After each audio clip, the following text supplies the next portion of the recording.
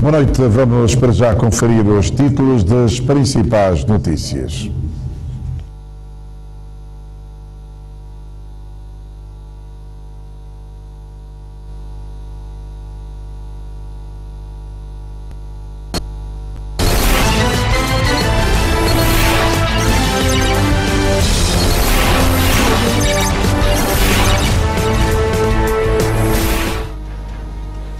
Cabo Verde e São Tomé e Príncipe estreitam laços de cooperação.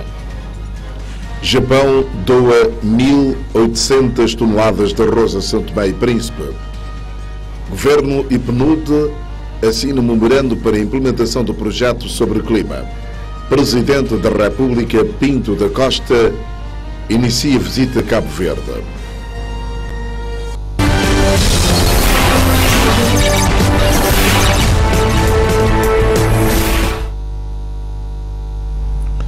Boa noite. A cooperação entre São Tomé e Príncipe e Cabo Verde deve ir além do domínio bilateral, uma ideia partilhada esta quinta-feira entre os presidentes dos dois países no âmbito da visita que Manuel Pinto da Costa efetua a Cabo Verde. São Tomé e Príncipe e Cabo Verde devem trabalhar em conjunto para desenvolver uma política que vai para além da cooperação bilateral. A ideia saiu do primeiro tete-a-tete de mais de meia hora entre o presidente Manuel Pinto da Costa e o seu homólogo cabo-verdiano Jorge Carlos Fonseca. Conversamos um pouco sobre as relações bilaterais. Temos o mesmo entendimento de que, para além das relações bilaterais, da cooperação bilateral, que, além do mais, deverá incidir nas áreas económica e empresarial, para além do domínio das comunidades cabo-verdiana, São Tomé e São Tomé em Cabo Verde, que nós podemos fazer em conjunto coisas muito interessantes para os dois países, numa cooperação mais alargada para além da bilateral, isto é, envolvendo terceiros países, países que sejam amigos de Cabo Verde e São Tomé e Príncipe, países próximos, para além da cooperação a nível da CPLP e do Forpalop. A Assembleia Cabo-Verdiana preparou uma sessão especial de boas-vindas ao chefe de Estado são-tomense. Na ocasião, o presidente deste órgão legislativo cabo-verdiano, Basílio Ramos, caracterizou Pinto da Costa como figura incontornável da história são-tomense. Sr. Presidente da República, a trajetória política de Vossa Excelência confunde-se com a história dos últimos 50 anos de São Tomé e Príncipe, desde os anos de exílio à conquista da independência, dos desafios da viabilização do novo Estado, ocupando os lugares cimeiros, à transição para o pluripartidarismo, da implantação da democracia à luta pelo desenvolvimento. O Sr. Presidente Manuel Pinto da Costa é uma figura incontornável. Reitero, pois, a honra desta visita, desejando a Vossa Excelência as maiores felicidades e que tenha muitos sucessos no desempenho das elevadas funções em que está investido. Faço igualmente votos para que os povos irmãos de Cabo Verde e de São Tomé e Príncipe continuem a trilhar os caminhos da paz e segurança, de liberdade e democracia, do progresso e do bem-estar. São Tomé e Príncipe e Cabo Verde são dois arquipélagos que conquistaram as suas independências em julho de 1975 e vêm travando ao longo da história, segundo Pinto da Costa, um percurso caracterizado numa só palavra: fraternidade. A fraternidade da insularidade, a fraternidade da luta, a fraternidade da solidariedade, a fraternidade da cumplicidade, a fraternidade da poesia, a fraternidade da consanguinidade. A fraternidade que tem permitido a ambos os países, apesar das suas dificuldades e percursos e parcos recursos, cooperarem para o desenvolvimento mútuo, num excelente exemplo de parceria Sul-Sul, que tem vindo a reforçar-se cada vez mais e de uma forma melhor estruturada, como é exemplo uma plejade de acordos que, ao contrário do que muitas vezes acontece, não tem constituído esta ordem. Neste primeiro dia de visita oficial, o Presidente da República manteve encontros com o Primeiro-Ministro José Maria Neves e com os líderes das principais forças políticas cabo-verdianas, com imagens de Juscelino Costa, José Bolsas, na cidade de Praia, Cabo Verde.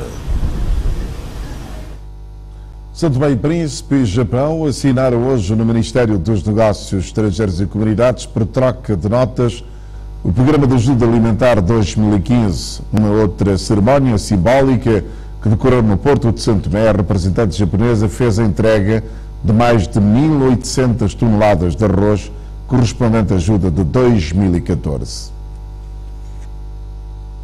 A subscrição deste protocolo visa uma troca de notas do Programa de Ajuda Alimentar 2015 entre São Tomé e Príncipe e o Japão.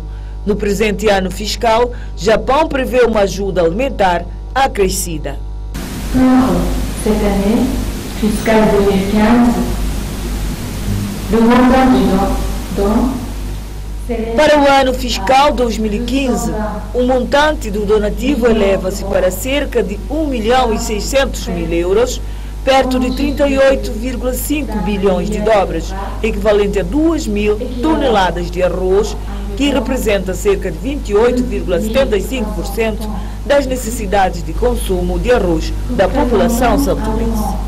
28,75% du besoin de consommation de riz de la population santomense. Esta ajuda alimentar, cujo objetivo é contribuir para garantir a segurança alimentar e reduzir a pobreza através de financiamento de projetos socioeconômicos em áreas como a saúde e a educação, vem responder, segundo o ministro Agostinho Fernandes, à solicitação do governo em benefício das populações.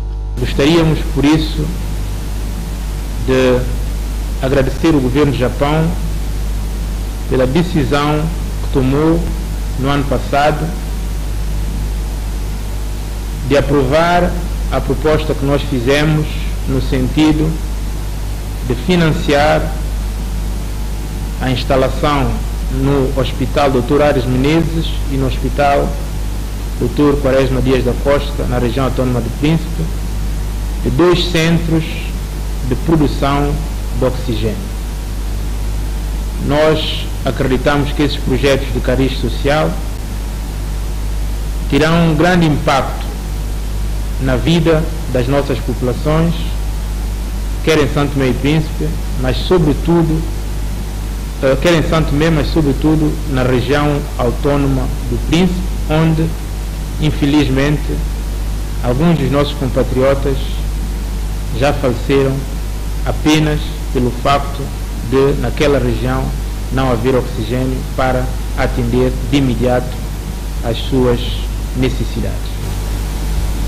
Queremos agradecer também a aprovação de projetos na área da educação, nomeadamente na construção de mais salas de aulas para resolver um dos grandes problemas que nós temos também no país, tem a ver com o elevado número de alunos que frequentam as nossas escolas. É com a utilização de maneira benéfica do fundo de contrapartida com a venda de arroz que estas ações serão concretizadas. Por esse motivo, assegura ainda o ministro que o país irá fazer uma gestão criteriosa destas ajudas. Essa gestão será feita de forma mais criteriosa possível.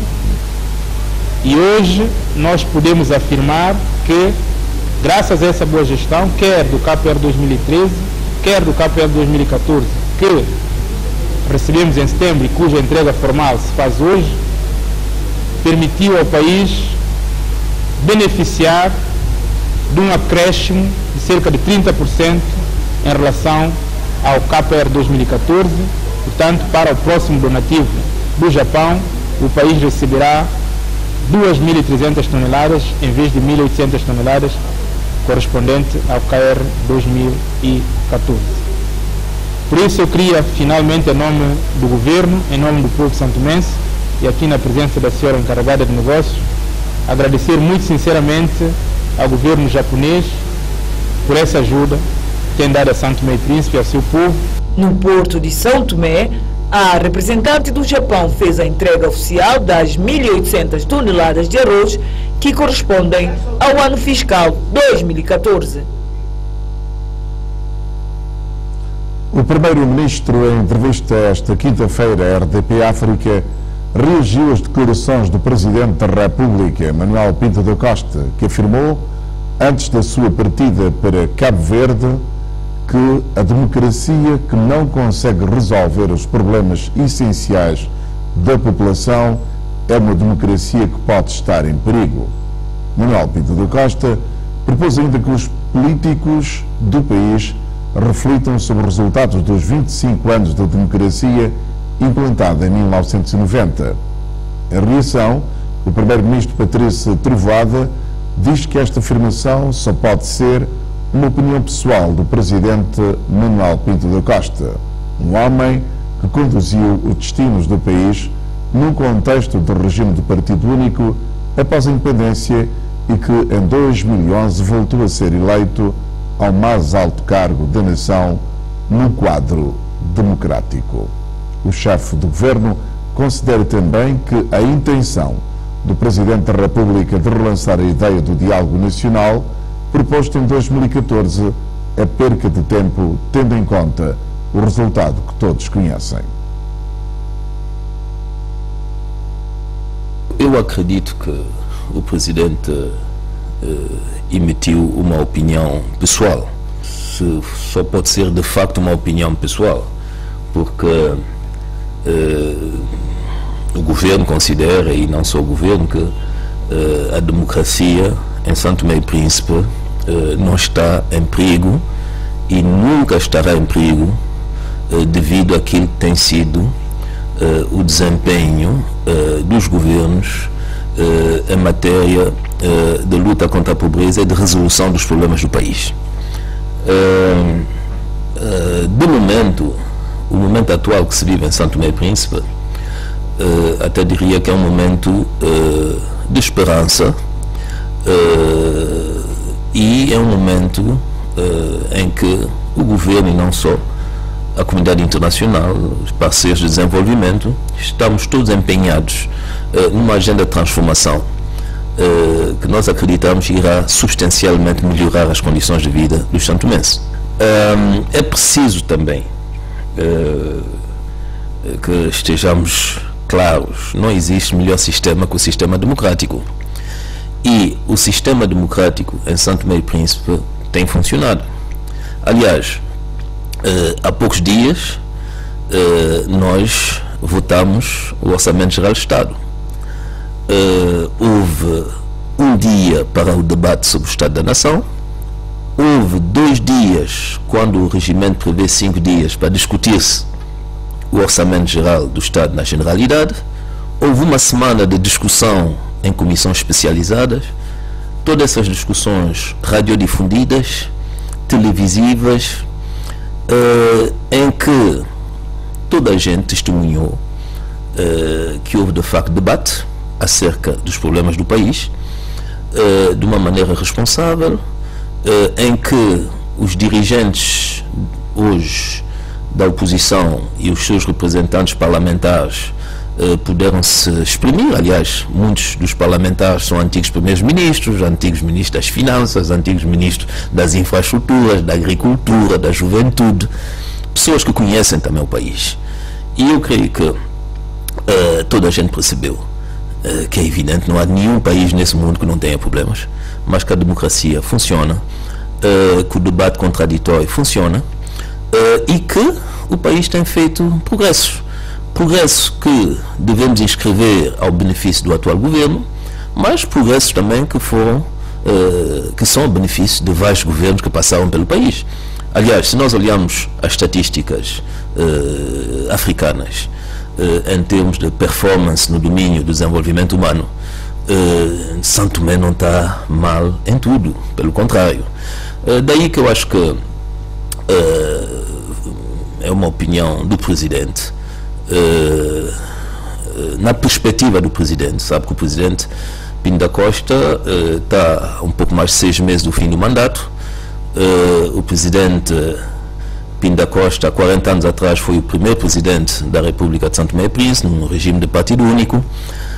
Hoje, o povo escolheu-lhe em 2011 para ser presidente num quadro democrático. É evidente que o presidente tem uma larga experiência daquilo que foram as esperanças e as realizações e os erros e alguns sucessos que foram cometidos no nosso país. Se me perguntarem agora, eu diria que para tranquilizar, sobretudo, os parceiros de desenvolvimento e os investidores privados, eu volto a afirmar que a democracia em São Tomé e Príncipe não está em perigo. O Sr. Presidente faz essas declarações numa altura em que o país se prepara para as eleições presidenciais de julho deste ano. Fica-se com a ideia que o Presidente está a propor mais um diálogo nacional. O que é que lhe parece? Sabe, eu acho que o país não precisa de parar para pensar. Eu acho que podemos pensar em movimento. Não precisamos parar para pensar. Como eu digo, as instituições funcionam. Precisamos é continuar a consolidar as instituições democráticas, mas elas funcionam. A democracia tem que estar sempre atenta, porque em democracia vivem também antidemocratas, reacionários, etc. Por isso a democracia tem que estar sempre atenta. Mas a democracia funciona. Agora, parar a 6 meses das eleições presidenciais para refletir, eu acho que não. Sabe que nós tivemos já essa experiência em 2014, salvo erro, de diálogo nacional. Bom, e devemos aprender com a experiência. Houve um diálogo nacional da própria iniciativa do Presidente da República, que é louvável, mas a verdade é que o partido que recusou-se em participar ao diálogo nacional, que é o ADI, poucos meses depois ganha com maioria absoluta, e os partidos que participaram no diálogo nacional veem o seu resultado eleitoral baixar drasticamente. Por isso, eu penso que as populações de São Tomé e Príncipe querem resultados. E vamos trabalhar dentro desse quadro, não é? Como eu digo, a perspectiva do Presidente é outra. A nossa perspectiva é de um governo eleito há um pouco mais de um ano, com um mandato por isso no início. Eu creio que o que é legítimo é que se pense que, sobretudo, as populações de São Tomé e Príncipe querem resultado. Então, vamos avançar, vamos trabalhar, vamos tomar em consideração as opiniões que são diversas, mas na perspectiva do governo, o país precisa de resultados, de soluções para as populações, dentro do quadro do debate democrático e da responsabilidade perante as instituições, e São Tomé está a se portar bem. A República da China-Taiwan quer que São Tomé e Príncipe aproveite a 100% os apoios que são concedidos no âmbito das relações bilaterais entre os dois países. A afirmação é do embaixador taiwanês Miguel Herr, a saída do encontro esta tarde com o primeiro-ministro Patrício Trovoada, que também recebeu hoje o embaixador do Brasil, José Carlos Leitão. Depois de quase 2 décadas de cooperação, as autoridades taiwanesas querem que São Tomé e Príncipe aproveite melhor as ajudas que lhe são concedidas. Foi isso que Miguel Herr veio dizer a Patrício Trovoada, que, no entanto, já havia reconhecido oficialmente que o país não consegue aproveitar a 100% os apoios que recebe, particularmente da República da China-Taiwan. A República da China-Taiwan tem um novo presidente, desta vez uma mulher, e este encontro serviu para afinar os projetos que mais financiamentos podem vir a receber. São compromissos com os países que mantêm relações diplomáticas com Taiwan, vai continuar assim, não vai se mudar nada. Está previsto um reforço da cooperação para este ano 2016? Sim, porque este ano, acho que 2016, a gente já assinou essa cooperação. Todos os projetos sobre bilateral cooperação no ano passado, em dezembro, acho que assim dá para fazer mais rápido. Talvez este ano dá para executar todos os projetos para 100%. Depois do embaixador da China a Taiwan, o primeiro-ministro recebeu o embaixador do Brasil, José Carlos Leitão. O encontro realiza-se na sequência da visita ao Brasil, já no próximo mês, dos ministros Carlos Villanova e Agostinho Fernandes, pelo que o diplomata brasileiro veio ouvir Patrício Trovada para a elaboração da agenda. Eu queria trocar ideias com eles sobre as minhas sugestões para o itinerário desses dois ministros, justamente porque o primeiro-ministro tem uma visão muito global das questões, da agenda bilateral, e é um grande conhecedor do Brasil. A deslocação dos ministros das Infraestruturas, Recursos Naturais e Ambiente e da Economia e Cooperação Internacional ao Brasil vai assim abrir uma nova etapa nas relações entre os dois países, tendo em vista os engajamentos de que o governo precisa para materializar os projetos estruturantes para o desenvolvimento de São Tomé e Príncipe. Os dois ministros irão ao Brasil fazer uma visita e os dois participarão e tomarão a iniciativa de cumprirem a mesma agenda. É uma visita a dois. Até pelas pastas que eles ocupam, eles vão cumprir uma agenda eminentemente econômica. Os dois encontros, o primeiro este ano entre os dois diplomatas e o primeiro-ministro, serviram também para a apresentação de cumprimentos do Ano Novo.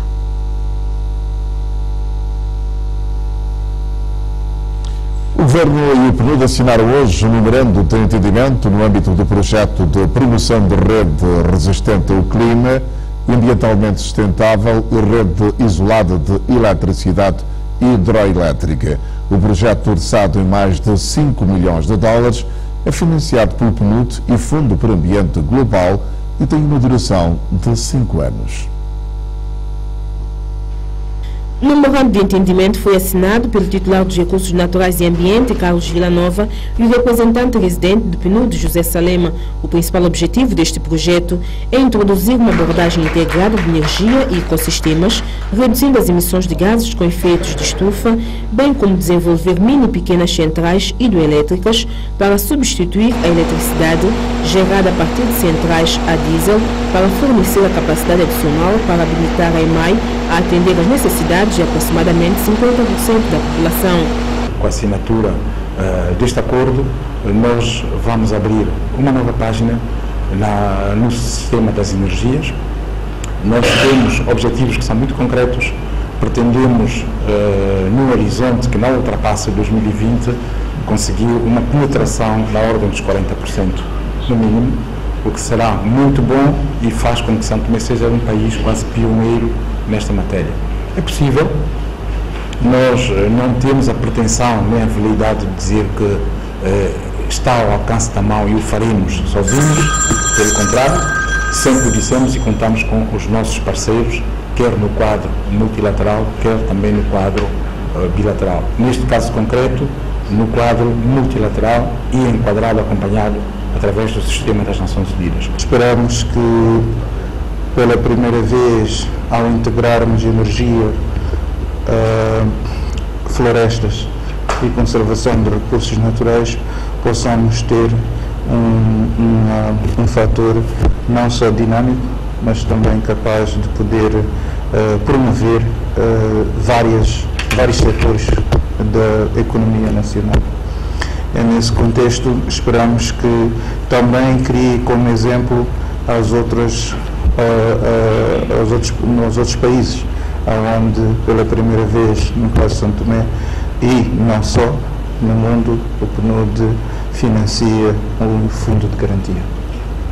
Isto procura, de certa maneira, estimular o setor privado e pensamos que com os parceiros que temos em São Tomé, como o Banco Central, bem como os bancos privados, através da Associação Interbancária, poderão levar, juntamente com a EMAI e a Direção de Florestas e a Direção de Recursos Naturais de Energia, a bom cabo. O reforço das capacidades institucionais é para o Executivo uma das peças fundamentais para a materialização deste projeto. Contamos também aí com a experiência e o acompanhamento do sistema para que esse reforço se faça na efetividade, na realidade. Portanto, nós possamos depois continuarmos a caminhar de uma forma mais independente, sempre apoiados, mas mais independente. Portanto, dito isto, agradeço a presença de todos e espero que é hora de arregaçar as mangas. Assim, Sr. Diretor-Geral dos Recursos Naturais, que enquadrará esse projeto, que não só estará a seu cabo, envolve outras entidades, espero que consiga, de facto, nos mostrar que, através de si, nós executaremos e levaremos para o benefício das pessoas aquilo que nós pretendemos. Orçado em $5.274.000, o projeto é financiado pelo PNUD e o Fundo para Ambiente Global e tem a duração de 5 anos. A aposta na cooperação entre São Tomé e Príncipe e Cabo Verde deve passar também pelo setor privado, defendeu na cidade da Praia o Presidente da República, Manuel Pinto da Costa.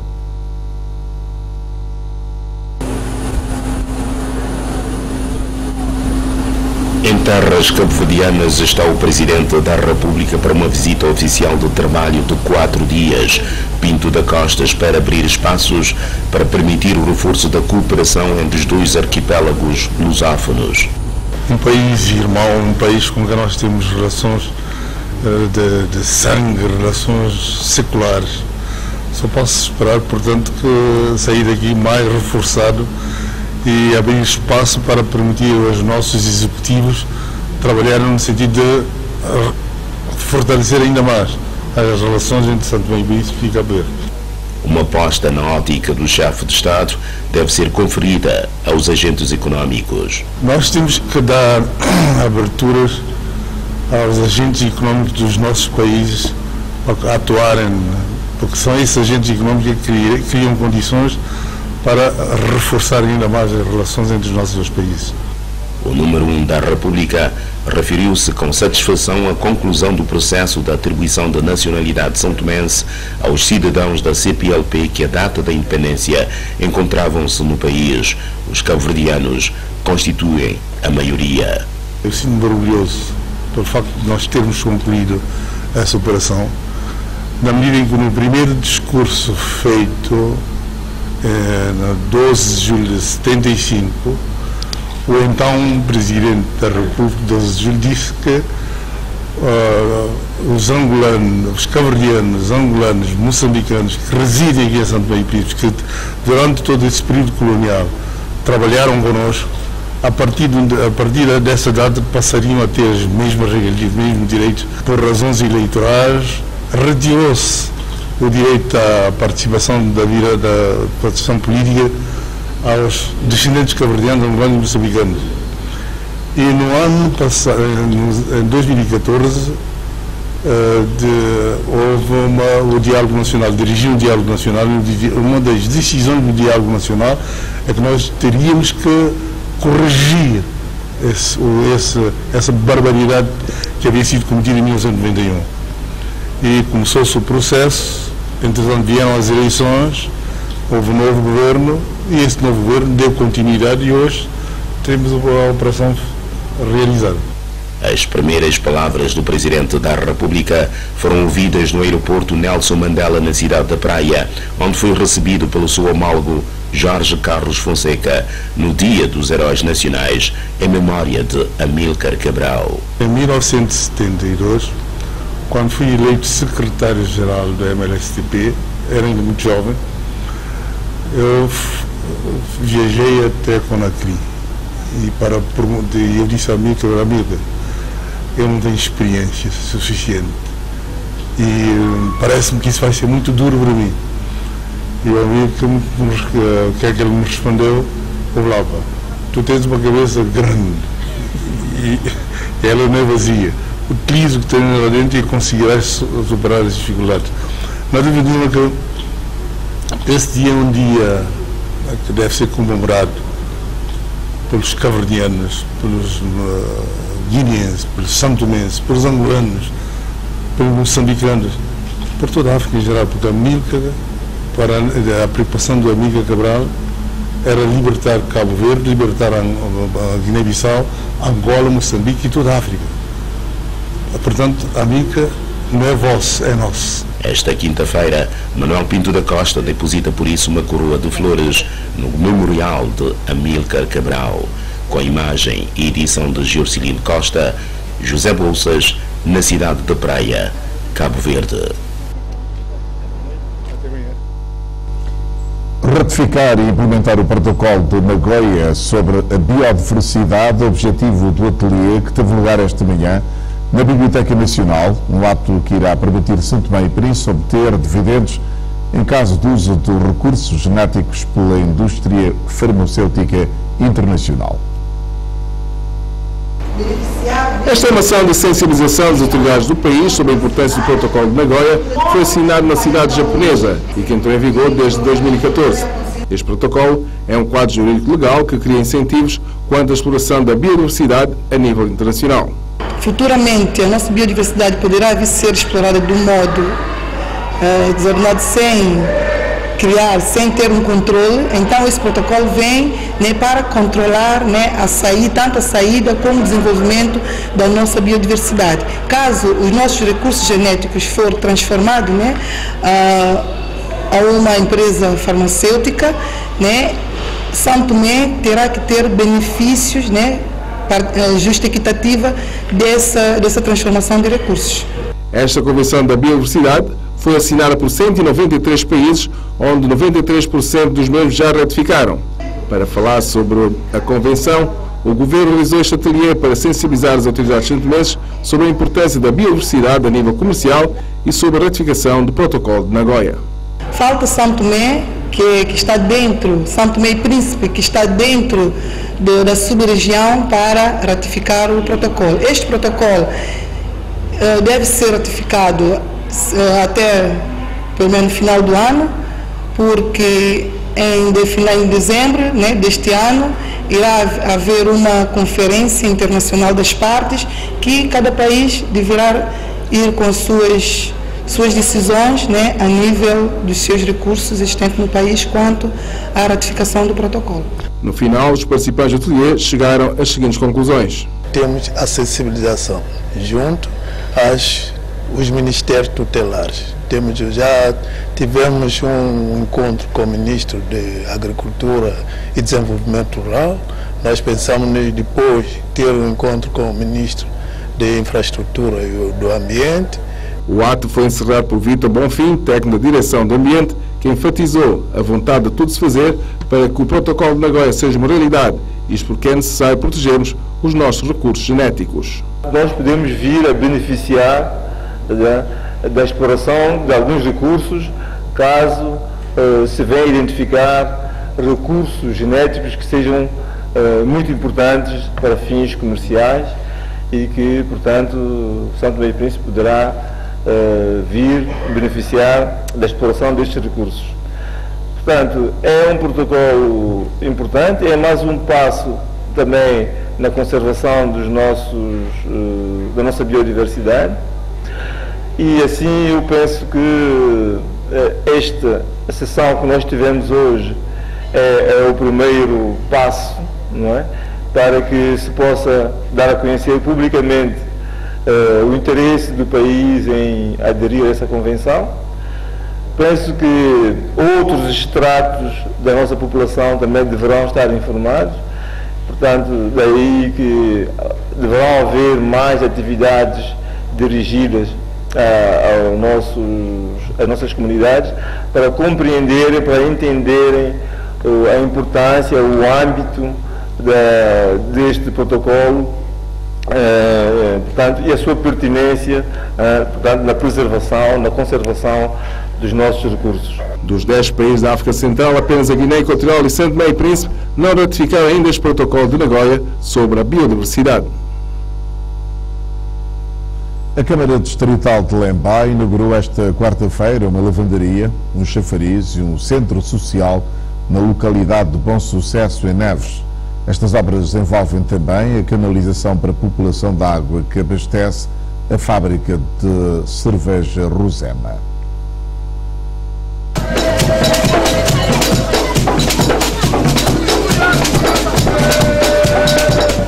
A comunidade de Bom Sucesso está situada mesmo na cidade de Neves. A falta de água canalizada, bem como chafariz e lavandaria, eram problemas que agora estão ultrapassados. A autarquia de Lemba inaugurou estas infraestruturas na comunidade para os residentes. É mais uma inauguração dentro da nossa comunidade no distrito, concretamente Bom Sucesso, e aqui dada a necessidade que teve de lavandaria e um centro recreativo, estamos cá a inaugurar estas duas obras e é mais uma inauguração. Como se vê, a população enaltece, está satisfeita por causa da necessidade que teve destas duas obras que vêm garantir para eles meios de dia a dia, de lavar as roupas e também a realização de algumas atividades no centro educativo. Para a lavandaria e chafariz foi feita canalização de água de modo a garantir o acesso da população ao líquido precioso. O centro recreativo foi entregue junto com um televisor e conjunto de antena parabólica de sinal livre, um lugar para a realização de atividades recreativas e sociais na comunidade. Deixamos os equipamentos. Trata-se de um televisor e uma antena parabólica, onde eles poderão também acompanhar as informações, do país e também do exterior. Obras que a população de Bom Sucesso em Neves agradece. Primeira coisa, temos que agradecer ao presidente de Câmara, porque estamos de parabéns, porque já há 20 anos, nunca tínhamos uma lavandaria, nem um centro recreativo. Mas hoje, graças ao senhor presidente de Câmara, nós temos uma lavandaria, um centro recreativo, temos um televisor para a criança estar a divertir e muito mais.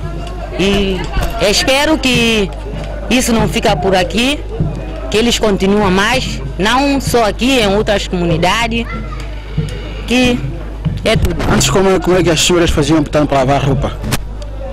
Antes, para a senhora lavar roupa, aqui tinha uma lavandaria, mas depois estragou-se. Eles iam para Rio ia lavar roupa. Primeiramente, agradeço ao Sr. Presidente da Câmara, André Ramos, e agradeço também ao governo que está a trabalhar, está dando um trabalho incentivado, está muito bem. E, graças a Deus, hoje temos uma Câmara que já há muito tempo, há longo tempo que a gente estava a fazer essa Câmara, que nem... é o centro, aliás, perdão, o centro recreativo, que hoje já cá temos. Agradeço também a equipa da TVS. Estamos mesmo bem satisfeitos com o serviço camarário, bem satisfeito. Apesar das dificuldades financeiras da autarquia, André Ramos tem como plano este ano levar mais água canalizada, energia e apoios sociais à população de Lemba. 64 estudantes do 12º ano da Escola Secundária de Algés visitaram esta quinta-feira a Assembleia Nacional e reuniram-se com a primeira e quarta comissões especializadas da Casa Parlamentar. Conhecer como se fazem as leis foi o objetivo do encontro. Não se aprende apenas nas salas de aulas. Hoje foi um dia diferente para 64 estudantes do 12º ano do curso de Economia da Escola de Algés. Os estudantes tiveram oportunidades de conhecer diversas salas do Palácio dos Congressos, onde ficaram a par do funcionamento da instituição. Uma visita que teve como objetivo explicar aos estudantes o processo de elaboração da lei. Estão a estudar a ciência socioeconômica, mas têm o direito como opção. Já estudaram direito 1 e agora estão a estudar direito 2. E na perspectiva daquilo que é direito 2, temos um conteúdo que faz abordagem sobre o processo da elaboração da lei. E quando se fala do processo da elaboração da lei, não há sítio melhor para passar ou visitar ou, quiçá, fazer uma visita de estudo, né, para entrar melhor naquilo que é o processo da elaboração de lei.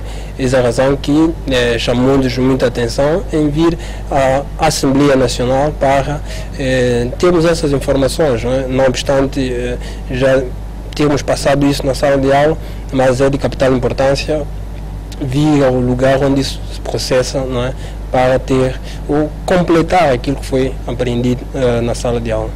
Depois da visita guiada, os estudantes foram recebidos pelos deputados da primeira e quarta comissões especializadas da Assembleia Nacional. A Assembleia Nacional é o mais alto órgão legislativo. Por quê? Porque é o órgão do Estado que faz leis. Tem a competência de fazer leis.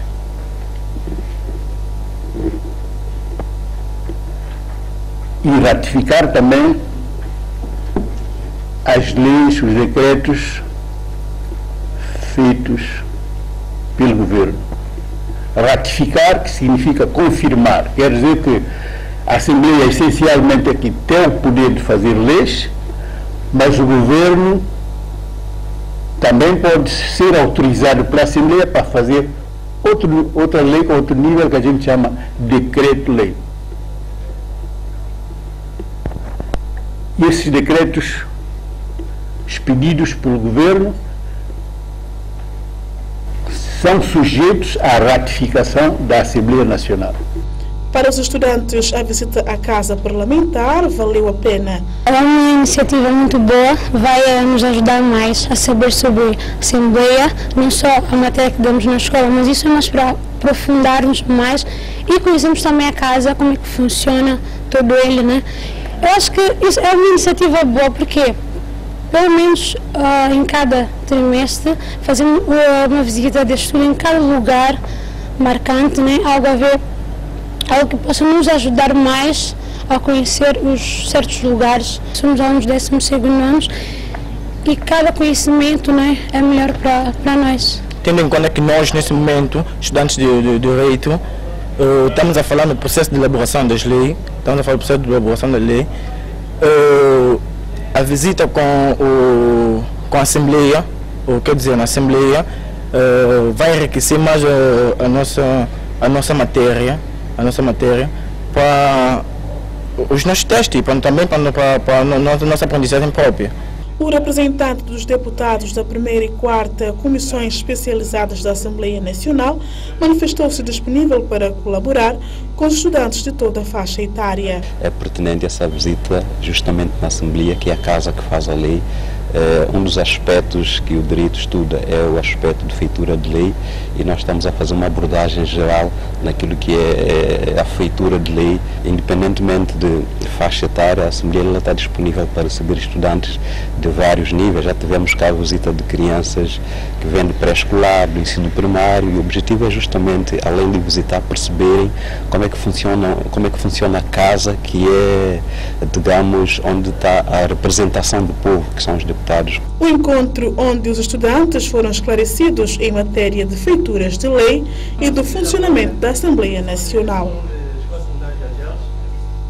O escritor santomense Orlando Piedade venceu a segunda edição do concurso literário Francisco Tenreiro com o romance Os Meninos Judeus Desterrados. A cerimónia de entrega do prémio foi presidida pelo Ministro da Educação, Cultura e Ciência, Olinto Daio.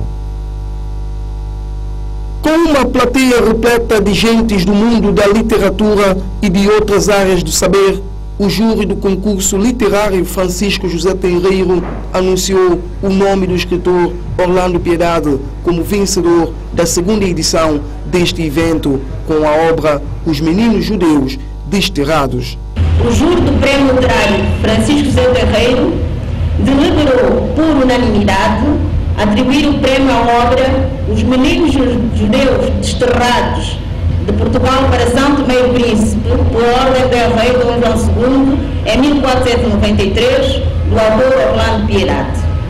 O romance distinguido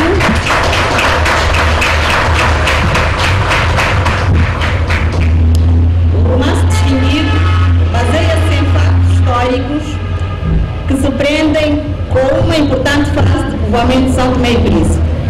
O livro conduz-nos ao mundo do imaginário e do maravilhoso, em que o improvável pode acontecer, sugerindo que não devemos desistir de perseguir os nossos ideais. O concurso visa incentivar o gosto pela criação estética literária.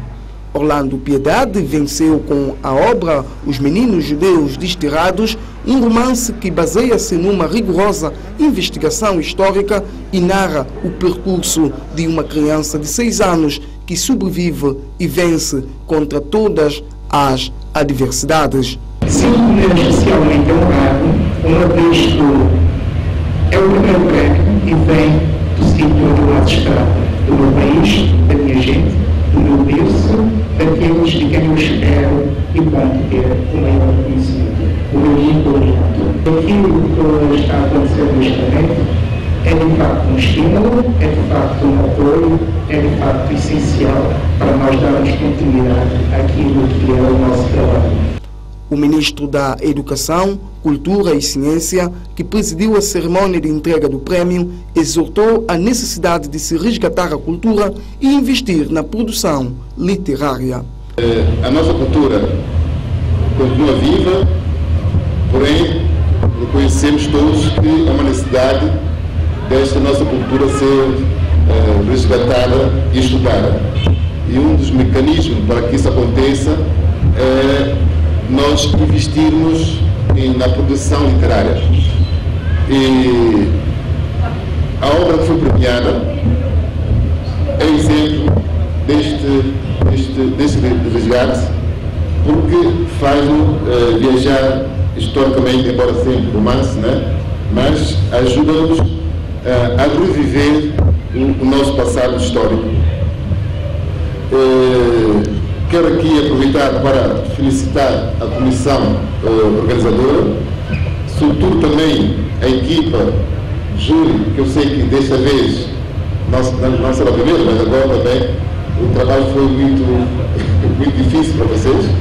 É bom sinal, é sinal que nós estamos a crescer, é sinal que os escritores também estão a investir mais nas suas obras, e isto é muito importante. O prêmio foi criado desde 1973 pelo Decreto 55/93, mas a primeira edição só aconteceu em 2012, sendo ganha pela escritora Olinda Beja com a obra Sombra de Ocá. O valor do prêmio é de 50 milhões de dobras. Esta notícia concluir a edição de hoje do Telejornal. Boa noite e voltamos amanhã, mas continuem sempre com a TVS.